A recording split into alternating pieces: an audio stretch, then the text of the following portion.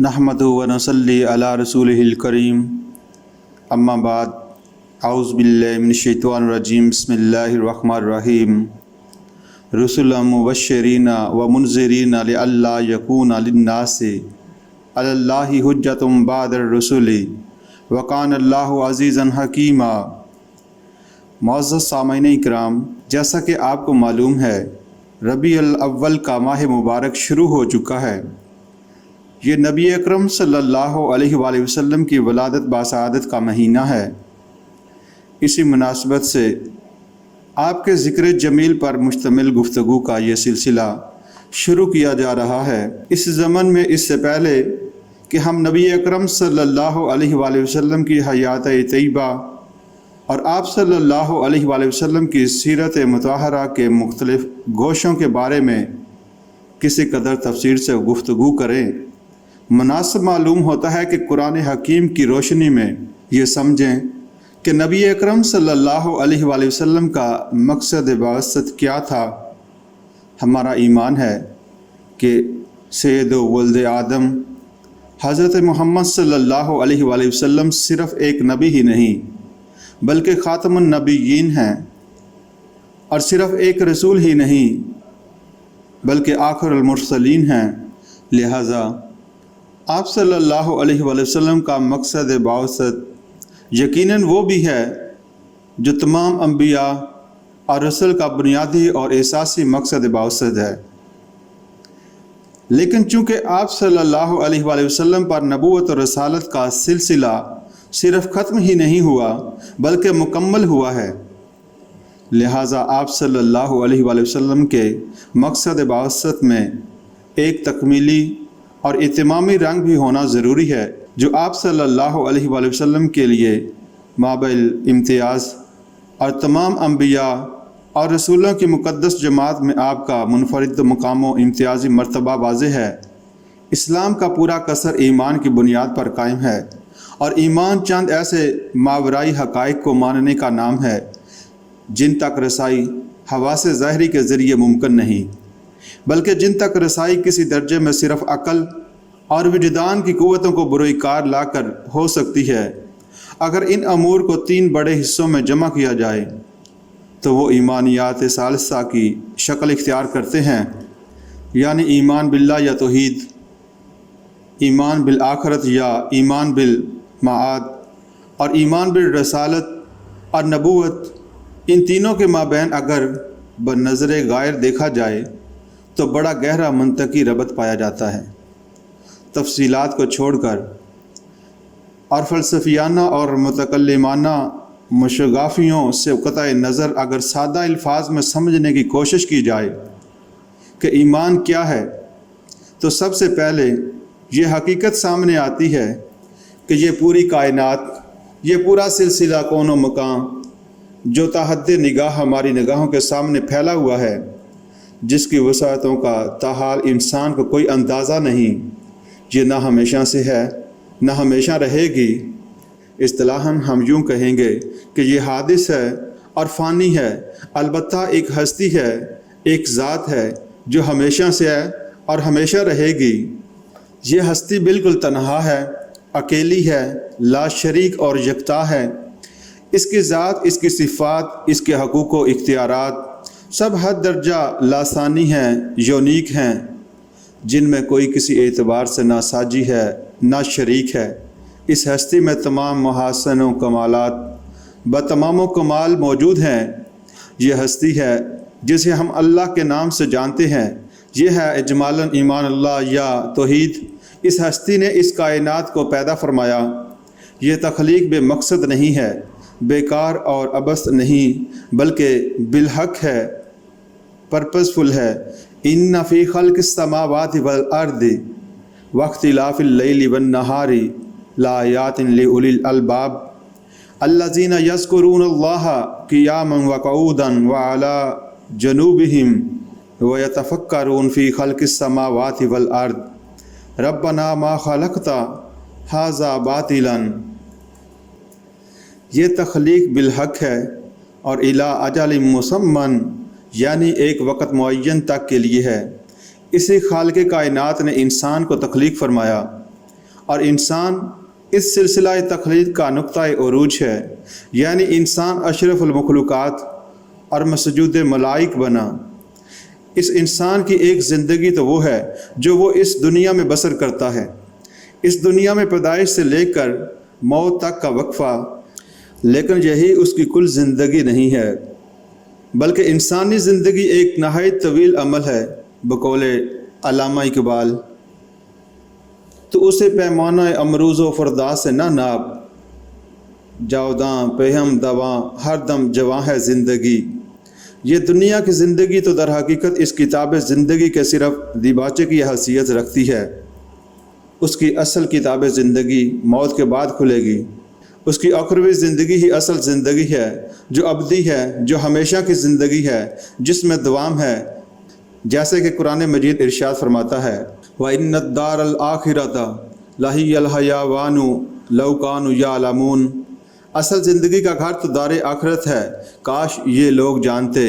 انسانی زندگی کے اس طویل سفر میں موت صرف ایک وقفہ ہے، موت ایک زندگی کا وقفہ ہے، یعنی آگے بڑھیں گے دم لے کر۔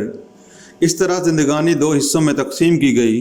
اس سے جو دنیاوی زندگی کا حصہ جداگانہ متشکل ہوا، اس کا مقصد ہے ابتلاء اور امتحان، جیسا کہ قرآن مجید میں ہے الذی خلق الموت والحیات لیبلوکم ایکم احسن عملا۔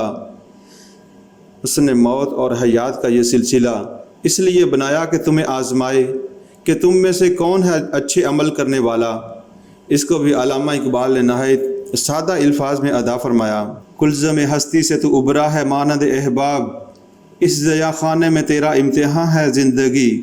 اس زندگی کے بعد ایک موت آنے والی ہے، اس موت کے بعد حشر و نشر ہے، جزا و سزا کے فیصلوں کا ایک دن ہے، جسے قرآن مجید یوم الدین سے تعبیر فرماتا ہے۔ اس دن طے ہوگا کہ انسان اپنی حیات دنیاوی میں اپنی صحیح و جہد کے اعتبار سے ناکام رہا، اور اس کے بعد جیسا کہ ایک خطبہ نبوی میں الفاظ وارد ہوئے وَإِنَّهَا لَجَنَّةٌ أَبَدًا أَوْ لَنَارٌ أَبَدًا، اور وہ جنت ہے ہمیشہ کے لیے یا آگ ہے دائمی۔ پھر اس ابدی زندگی میں یا روحاں و ریحانہ اور جنت نعیم کے مزے ہیں، اور یا اللہ تعالیٰ کا عذاب شدید اور اس کی سخت سزا ہے۔ ان تمام امور کو ماننے کا نام ایمان بالآخر ہے۔ اگر غور کیا جائے تو ایمان باللہ اور ایمان بالآخرت یا ایمان بالمعاد، ان دونوں کے ربط سے اسلام کے تصور زندگی کا ایک خاکہ مکمل ہو جاتا ہے۔ اس کے بغیر انسان کا حال بے لنگر کے جہاز جیسا ہے، جس کی کوئی سمت متعین نہ ہو اور موجوں کے رحم و کرم پر ہو۔ سنی حقائق ہستی تو درمیان سے سنی، نہ ابتدا کی خبر ہے نہ انتہا معلوم، لیکن اللہ اور آخرت کا یہ علم انسان کی زندگی کی ابتدا اور انتہا کا تعین کرتا ہے۔ انہی دونوں کو سمو دیا گیا ہے۔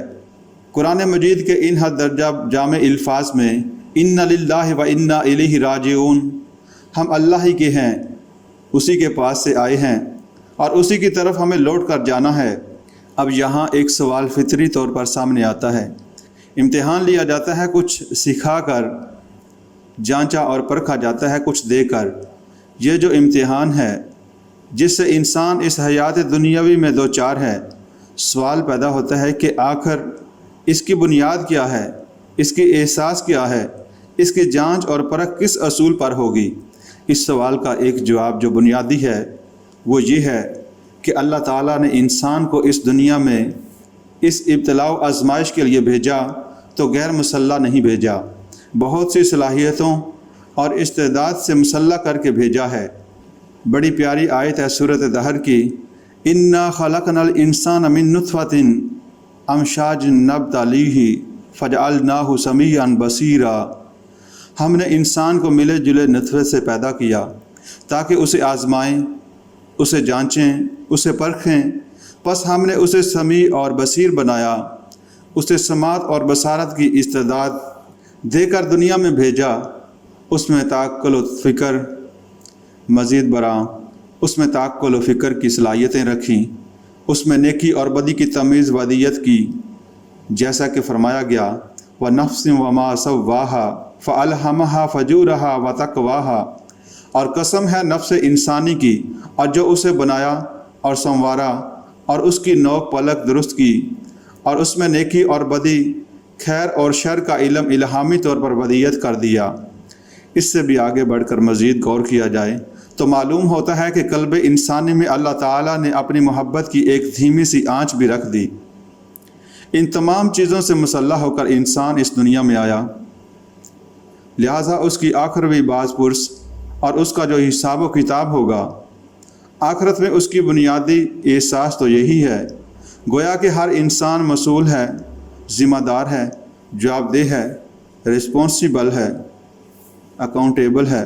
اللہ کے سامنے خواہ کوئی نبی آئے ہوتے یا نہ آئے ہوتے، خواہ کوئی کتاب نازل ہوتی یا نازل نہ ہوتی، ان فطری استعدادات کی بنیاد پر جو انسان کے اندر ودیت شدہ ہیں، ہر انسان مکلف ہے، مسئول ہے، ذمہ دار ہے، جواب دہ ہے۔ لیکن اس پر رحمت خداوندی کا ایک تقاضا اور ہوا۔ انسان کے اس امتحان میں مزید آسانی پیدا کرنے کے لیے اللہ نے انزال وحی، انزال کتب، بعثت انبیاء اور ارسال رسل کا سلسلہ جاری فرمایا، جو انسان کی اپنی بنیادی استعدادات کے لیے وہ سامان لے کر آئے جن سے ان کو جلا ہوا ذہول و غفلت کے پردے اٹھ جائیں، اگر آئینہ قلب پر کوئی زنگ آ گیا ہے تو دور ہو جائے۔